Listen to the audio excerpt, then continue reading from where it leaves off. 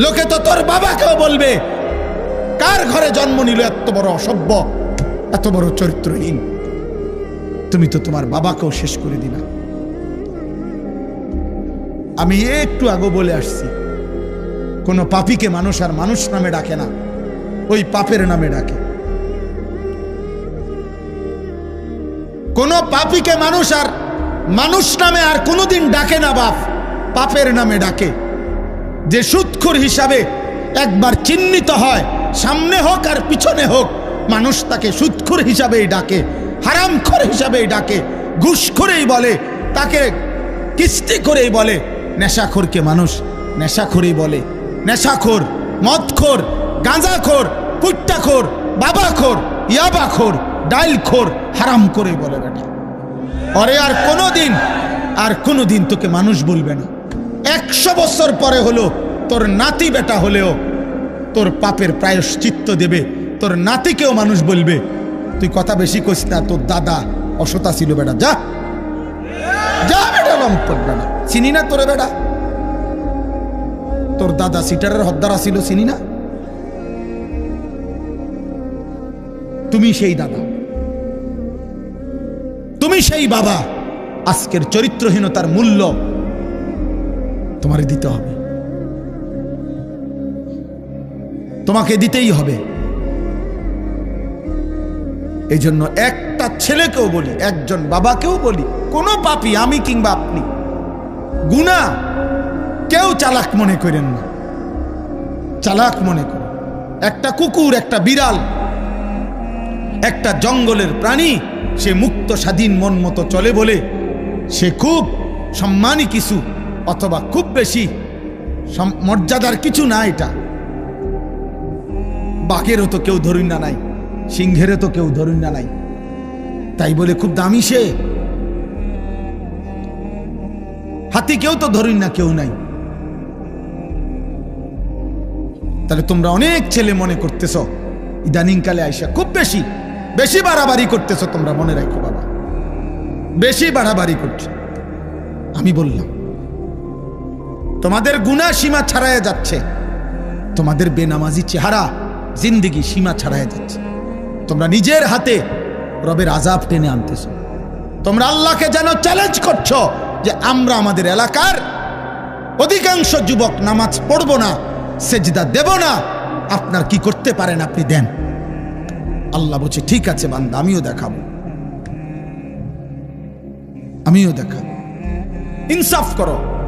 তোমরা এখানে যে ছেলেরা আসো, তোমরা নর্থ বেঙ্গলের না, তোমরা পার্বত্য চট্টগ্রাম থেকে আসো নাই কেউ, তোমরা উত্তরবঙ্গের মানুষ না, তোমরা রংপুর দিনাজপুরের ছেলে না, তোমরা খুলনার না, তোমরা ময়মনসিংহের ছেলে না, তোমরা এখানকারই 2-4-10 কিলোমিটারের ছেলে, বেনামাজি। ইনশাআল্লাহ 100টা দাঁড় করাইলে 98টা ঠিক হবে। বেনামাজির চেহারা দেখলেই চিনা যায়। ও তো আল্লাহর দুশ্মন, ওরে চিনব না কেন? ও তো নবীর দুশ্মন, ও তো কোরআনের দুশ্মন, ও তো ইসলামের দুশ্মন। তাকে চিনব না কেন? ওরে দেখলেই বোঝা যায়। বেনামাজি তো বেহায়া, বেনামাজি তো গাদ্দার, বেনামাজি তো অহংকারী, বেনামাজি তো অসভ্য, বেনামাজি অকৃতজ্ঞ। মানুষের 10 টাকার কৃতজ্ঞতাও তো আদায় করে বেটা। একটা বন আর 1 কাপ চা খাওয়াইছে যে 1 সপ্তাহ 15 দিন পরেও তাকে দেখলে মানুষ তার প্রতি একটু কৃতজ্ঞতা হয় যে উনি আমারে গত 15 দিন আগে একটা বন খাওয়াইছে, 1 কাপ চা খাওয়াইছে।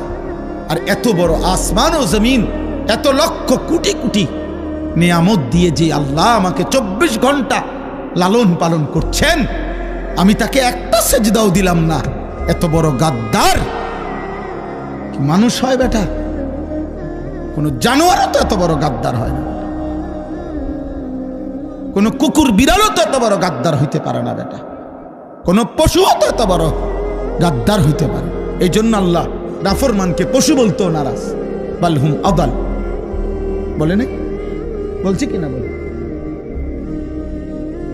আল্লাহ বলছে নাফরমান পশুর চাইতেও নিকৃষ্ট। বালহুম আদাল। ও কুকুরও না, ও বিড়ালও না, ও শুকরও না, উর্দু কিতাবে আমরা পড়ছি। শুকর শুকর, এই যুবক, শুকর কোন সকালবেলা একবারে চোখ খোলে না। শুকরের নিয়ম, শুকর একটু একটু করে চোখ খোলে সকালবেলা। কেন? কিতাবে লিখছে, মনীষীদের বক্তব্য, যে শুকর আল্লাহকে বলে, আল্লাহ প্রথম দৃষ্টি যেন কোনো বেনামাজির উপরে না পড়ে।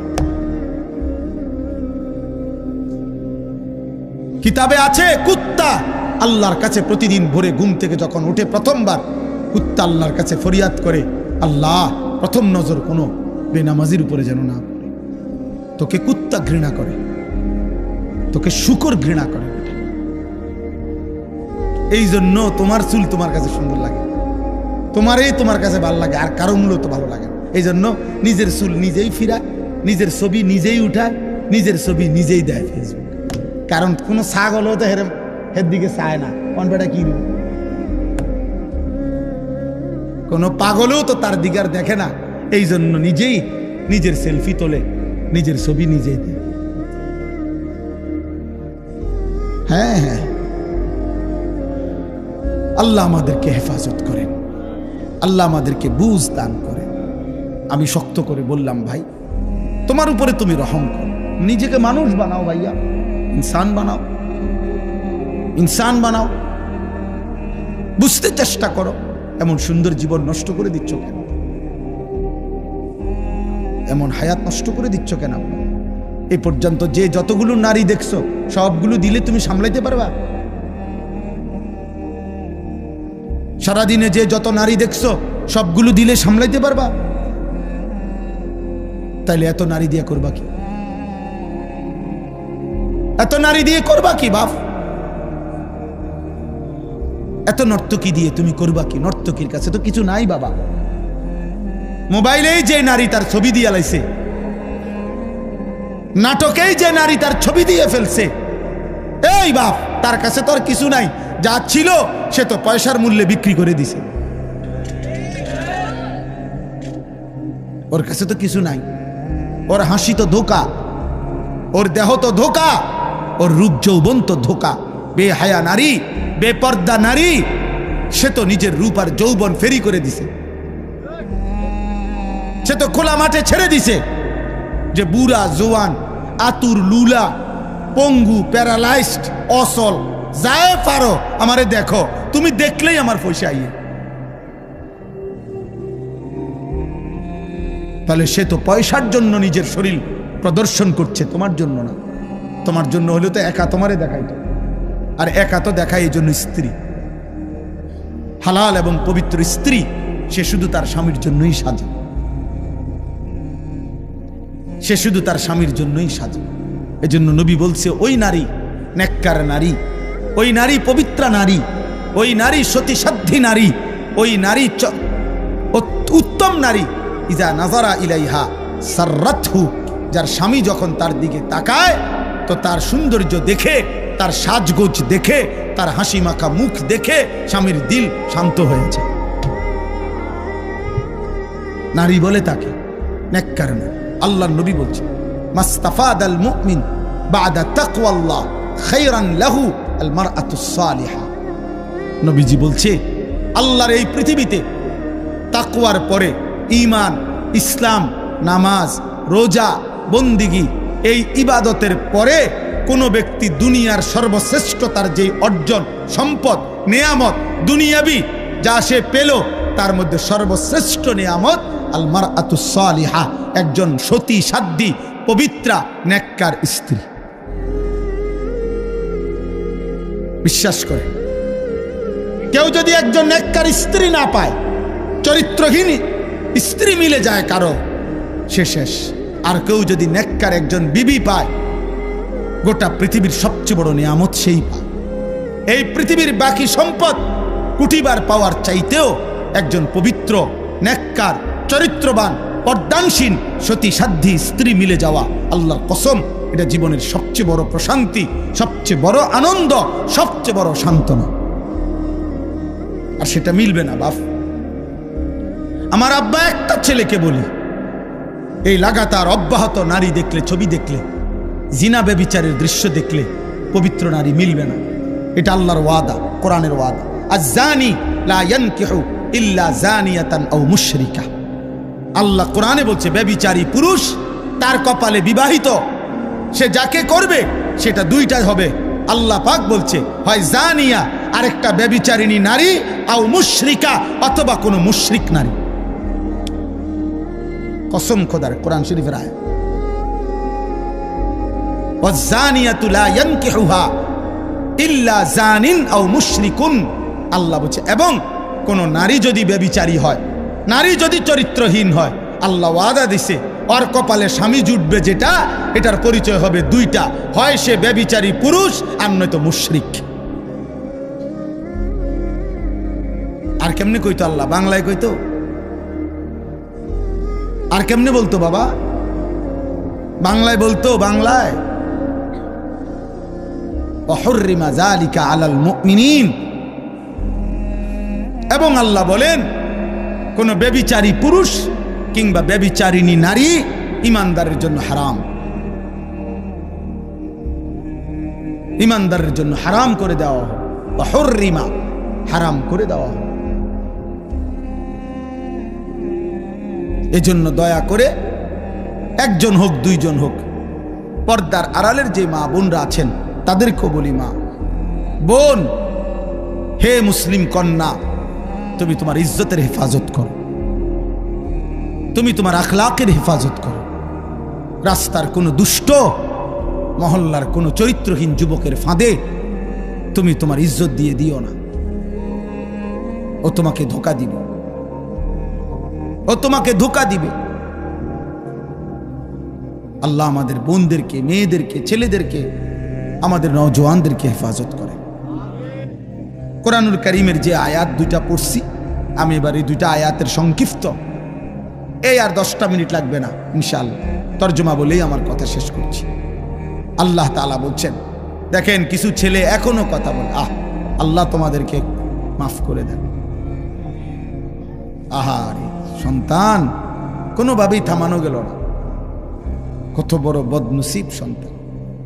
আল্লাহ কোরআনে বলছে, আমার কথা যখন হয়, সেই কথার থেকে যে বিমুখ হয়, কোরআন শরীফের আয়াত আছে, তার চাইতে নিকৃষ্ট জালেম এই পৃথিবীতে আর কেউ হয়। আমি এটা খুব ভয় পাই। এক তো হলো আমি শুনলাম না, কোনো অসুবিধা নাই, আমি ঘুমায় গেলাম, চলে গেলাম। এখানে কি পুরা এলাকার মানুষ আসছে সবাই?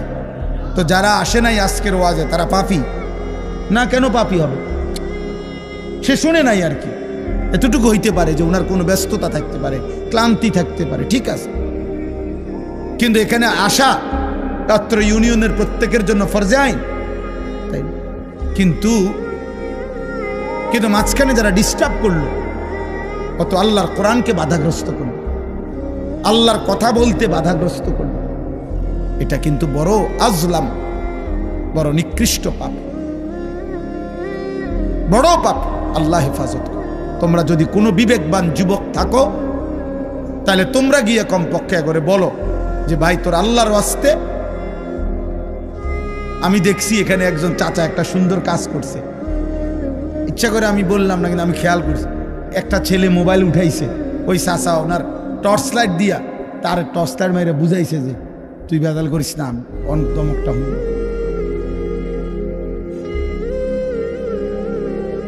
তার মানে মাশাআল্লাহ চাচা এটা পরে ফিরাইতে চেষ্টা করছে। আল্লাহ দুইজন খেয়ে কবুল করেন, চাচারও আল্লাহ মাফ করে দেন, ভাতিজারও আল্লাহ মাফ করে দেন। তাইলে চলেন, বলতেছিলাম অমিনান নাসি মান ইয়াশতারি লাহওয়াল হাদিস। এখানে একটা ছোট্ট ঘটনা হলো, মক্কার কুরাইশরা দিবানিশি আমাদের নবী সাল্লাল্লাহু আলাইহি সাল্লামের বিরোধিতা করতেন ইসলামের দাওয়াতে, কিন্তু তারা প্রত্যেকবারে একত্র হইয়া বসে বলতো, যত বিরোধিতাই করি, মুহাম্মদ যখন কোরআন পড়ে তখন তার বিপরীতে কিছু বলার মতো, এর বিপরীত আমাদের কাছে ক্ষমতা নাই। আমাদের সব কথা, আর মুহাম্মদ যখন কোরআন পড়ে ওই মানুষটার কলজাটা নরম হয়ে যায়, দিলটা নরম হয়ে যায়, ওই আস্তে মুহাম্মদের দলভুক্ত হয়ে যায়। এইটার লগে কুলাইতারলাম যত জুলুমে করলাম, অত্যাচার করলাম, বিরোধিতা করলাম, যাই করলাম, কিন্তু ওর কোরআনের আওয়াজটাকে তো থামাইতারি না। এই সুর তো সাংঘাতিক, এই তেলাওয়াত তো সাংঘাতিক।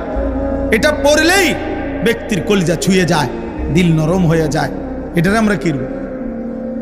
তখন মক্কার একজন কুরাইশ সর্দার নজর ইবনে হারেস, সে গেছিল ইরান দেশে ব্যবসার জন্য। তো সেখানে সে মাসখানিক ছিল। তো ব্যবসা করে অবস্থায় সে ওইখানে একটা জিনিস দেখছে। সে দেখছে ওইখানে জায়গায় জায়গায় বিকালবেলা, সন্ধ্যাবেলায় গানের আসর, বাদ্যের আসর বসে। কিছু মানুষ জড়ো হইয়া গোল হইয়া বসে। একজন গায়িকা, দাসী, কৃতদাসী, সে গায়িকা বাদ্যের তালে তালে সে পুরান আমলের কিচ্ছা কাহিনী, গল্প সুর দিয়া দিয়া টাইনা টাইনা গায় এবং নাচে, বাদ্যের তালে তালে বলে। তো ও এটার খেয়াল করছে ওইখানে এই কাফের সর্দার মক্কার নজর ইবনে হারেস, যে এরা এটা খুব মনোযোগ দিয়া শোনে। এই পাবলিকটি একদম মনোযোগ দিয়া তাকাইয়া ওই নর্তকীর গায়িকার গান শুনে, বাদ্যের তালে তালে সুরে সুরে ওই পিছন দিনের গল্প, এগুলা কাহিনীগুলা শুনে। তো সে চিন্তা করছে এইটা একটা বিকল্প হইতে পারে মুহাম্মদের কোরআনের, নাউজুবিল্লাহ, একটা ব্যতিক্রম হইতে পারে কিছু। তখন সে অনেক চড়া মূল্যে, বেশি দাম দিয়া এই ইরান থেকে একজন কৃতদাসী কিনে আনছে মক্কায়। ওই এরকম নারী, মহিলা কৃতদাসী, দাসীটা যে গাইতে পারে, নাচতে পারে, বাদ্যের তালে তালে ওই ঘটনায় ডিকয় সুর দিয়া দিয়ে আর কি। আইনা সে এবার মক্কায় কুরাইশ সর্দার এবং কিছু বখাটে দুশ্চরিত্র, দুষ্ট প্রকৃতির যুবকদেরকে একসাথ করে বলছে, তোমরা মুহাম্মদের কোরআন না শুনে এটা শোনো, এই গান শোনো। এই নর্তকীর নাচের সাথে সাথে দেখো কি সুন্দর সুন্দর কিচ্ছা কয়, ঘটনা কয়, নাউজুবিল্লাহ। ফলে মোটামুটি কিছু দুষ্ট ছেলে ফেলে, অসৎ প্রকৃতির মানুষ এই গান বাদ্যের আসরে, ওই নর্তকীর নাচের আসরে বসা শুরু করছে। আর তখন এই নজর ইবনে হারেস এই কোরআন নিয়ে বিদ্রুপ করতো। হ্যাঁ মুহাম্মদ, এবার দেখমু চাই তোমার কোরআন দিয়ে তুমি কদ্দুর কি করো। আমিও বিকল্প লোক আনছি, দাসী আনছি, আমিও গানের আয়োজন করছি। এই জন্য সে প্রতিদিন তখন গানের আয়োজন করত, বাদ্যের, আল্লাহ নবীর কোরআনের বিরুদ্ধে, আর কোরআনকে উপহাস করত, ঠাট্টা করত। এই পাপী লোকটার এই গান বাদ্যের এই মন্দ আচরণের জবাবে আল্লাহ তাআলা এই আয়াত নাজিল করছে। সূরা লোকমান 21 নম্বর পারা, 31 নম্বর সূরা। এই সূরার মধ্যে আল্লাহ তাআলা বলেন, আমিনান নাসি মান ইয়াশতারি লাহওয়াল হাদিস লিয়ুদিল্লা আন সাবিলিল্লাহি বিগাইরি ইলমিন। আল্লাহ বলে, হে নবী শুনেন, কিছু নিকৃষ্ট পাপী আছে এমন, যারা প্রতিনিয়ত গুনাহ মিশ্রিত কথা, বেহুদা অনর্থক কথা সংগ্রহ করে আমার বান্দাদেরকে অজ্ঞতা, মূর্খতা বশত আমি আল্লাহর পথ থেকে পথভ্রষ্ট করার জন্যে, ওয়াত্তাখিযাহা হুজুয়া, এবং আমার কোরআন, আমার দ্বীন, আমার শরীয়তকে ঠাট্টা করে, উপহাস করে। উলাইকা লাহুম আযাবুম মুহিন। আপনি তাদেরকে বলে দিয়েন, আমি আল্লাহ তাদের জন্য রেখেছি অপমানকর, লাঞ্ছনাকর চূড়ান্ত আযাব। ওয়া ইদা তুতলা আলাইহি আয়াতুনা, আল্লাহ বলেন, গান বাদ্যে আসক্ত এই পাপী এত বড় জঘন্য যে যখনই আমার কোরআন পড়া হয় অহংকার করে সে আমার কোরআন থেকে মুখ ফিরায় নেয়। কাআন লাম ইয়াসমাআহা কাআন্না ফি উযুনাইহি ওয়াকরা। সে এমন একটা ভাব নেয় কোরআনের মোকাবেলায় যে যেন সে শুনেই নাই, অথবা তার কানে বধির, আগের থেকেই শুনে না। আল্লাহ বলেন, ফাবাশশিরহু বিআযাবিন আলীম। হে নবী, এই নাফরমান, এই অহংকারী, এই মুতাকাব্বির, যে আমার কোরআনের বিপরীতে গান শুনে, বাদ্য শুনে, গায়িকা, নৃত্যের আসর, গানের আসর জমায়, গানের আসরে বসে, আল্লাহর কসম, আল্লাহ বলেন তাকে আপনি অত্যন্ত মর্মান্তিক আযাবের কথা বলেন। এ দুইবার বলছে। একবার বলছে আযাবুম মুহিন, আরেকবার বলছে আযাবিন আলিম। একবার বলছে প্রথমত অপমান করব, তারপরে আযাব দেব, আবার বলছে মর্মান্তিক আযাব দেব। আজকে আমি শুধু এই শেষ 5টা মিনিট আর এই কথাটাই শুধু বলতে চাই। প্রিয় নওজোয়ান ভাই, কোনো এক ভাই যদি তুমি শুনে থাকো, বাবা তোমারই আমি বললাম, যাও, তোমার জন্যই আমি ভাবলাম। এক কিশোর যুবক, আমার জীবনের একটা স্বপ্ন। আসলে আমি একটু বেশি অস্থিরতা বোধ করি মূলত আমাদের এই কিশোর নওজোয়ান আগামী দিনে ইসলামের জন্য আমরা যদি এদেরকে না ফিরাই, বলেন আগামীর ইসলামের জন্য লড়বে কে? আসলে বাস্তব সত্য কথা হলো বাপ, শুধুমাত্র ইজতিনে এই যুদ্ধ, মুসলমান আর ইয়ার যুদ্ধ, খোদার কসম এই কোরআন সামনে বললাম, এই যুদ্ধ এতটুকুর জন্য এখানে সীমাবদ্ধ। ইউরোপ, আমেরিকা এবং এই এরা কোনোভাবেই বিশ্বাস করেন এখানের জন্য শুধু যুদ্ধ করছেন। ওদের টার্গেট সারা পৃথিবীময় মুসলমানের শেষ ব্যক্তিটাকেও নিশ্চিহ্ন করে। ইসরায়েলের মোট জনগোষ্ঠী 1 কোটি না, 1 কোটি নয়, 92 থেকে 97 লাখ মোট জনগণ পুরা দেশের। তাহলে যে দেশের জনগণ 1 কোটি নয়, অথচ গোটা পৃথিবীর সবচেয়ে বড় বেশি অস্ত্র আমদানিকারক দেশ হলো ইসরায়েল। তাহলে 1 কোটি মানুষের নিরাপত্তার জন্য পারমাণবিক বোমা লাগে না। 1 কোটি মানুষের নিরাপত্তার জন্য এত মারণাস্ত্র, এত অত্যাধুনিক, এত কোটি কোটি, হাজার হাজার, বিলিয়ন বিলিয়ন, ট্রিলিয়ন ডলারের অস্ত্র লাগে না বাপ। তাহলে বিষয়টা কি? আবার তিনের মোট জনগণও তো অল্প, তাহলে এই কৌগা মানুষ মারণের লাগেও তো এত অস্ত্র লাগে না। এই কয়েকজন মুসলমান মারার জন্য তো এত অস্ত্র লাগে না। তাহলে এরা এত অস্ত্র দিয়ে করে কি? মেন স্থাপনা যেগুলো, তাদের যে মেন কার্যক্রম, তারা 24 ঘন্টা কাজ করে। অর্থাৎ ইসরায়েলে কোনো ডিউটি, অফিসিয়াল কর্মের বিভিন্ন মিল, ফ্যাক্টরি, বিভিন্ন কর্মস্থলে আপনার 8 ঘন্টা পর পর ডিউটি চেঞ্জ হয়। অর্থাৎ রাতে দিনে সেম কাজ করে, মেশিন চলে, কর্ম চলে, শুধু লোক বদলায়। বোঝেন নাই কথা? এটিএম বুথ কেউ দেখছেন কিনা? ওই যে কার্ড ঢুকাইয়া যে টাকা বাইর করে, ব্যাংকের বাইরে থাকে আলগা, দেখছেন কেউ? এখানে ডিউটির সিস্টেম হইল 8 ঘন্টা ডিউটি। অর্থাৎ প্রতি 8 ঘন্টা পর পর একজন এখানে দারোয়ান থাকে, বদলায়, কিন্তু ওইটা 24 ঘন্টা খোলা থাকে। মানে গ্রাহক যে কোনো সময় এসে কি নিতে পারবে? টাকা নিতে পারবে। ডিউটিতে একজন দারোয়ান আছে, কিন্তু এটা একজনে 24 ঘন্টায় থাকে না, 8 ঘন্টা পর পর। তো তাহলে আর অসুবিধা কি? মেশিন তো চলতেই আছে, লোক পাল্টাইছে, লোক বদলাইছে। এই জন্য বললাম যে আমরা এই কথাটা বুঝাইতে চাই, নওজোয়ান ভাই, এই পৃথিবীরা তারা মূলত ফিলিস্তিনের জন্য, ফিলিস্তিনের মুসলমানের বিরুদ্ধে না, তারা গোটা পৃথিবীর মুসলমানের বিরুদ্ধে যাবতীয় প্রস্তুতি নিচ্ছে।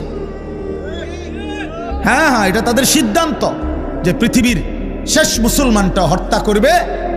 এবং খোদার কসম, কাবার রবের কসম, ইসরায়েল ঘোষণা যে মুহাম্মদের মদিনা, নাউজুবিল্লাহ, প্রিয় যুবক, তোমার নবীর মদিনা, সেখান থেকে নবীজির পবিত্র লাশ রওজা এখান থেকে উৎখাত করে পুরা মদিনা সহ আরবের শেষ সীমানাটাও দখল করা, ওইটা ওদের আনুষ্ঠানিক ঘোষণা আছে।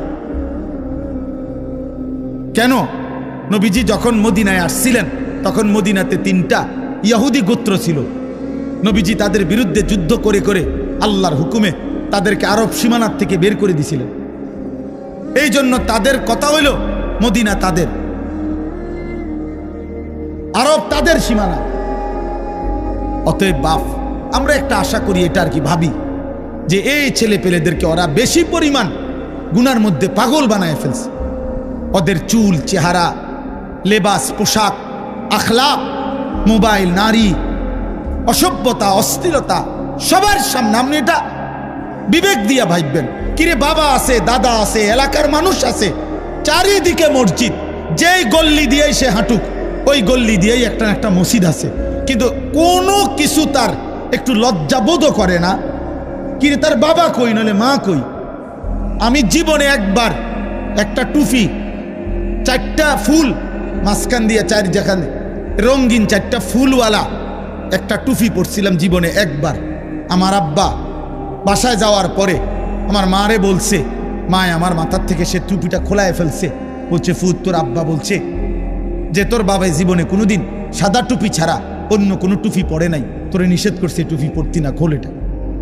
আর কোনোদিন পরি নাই,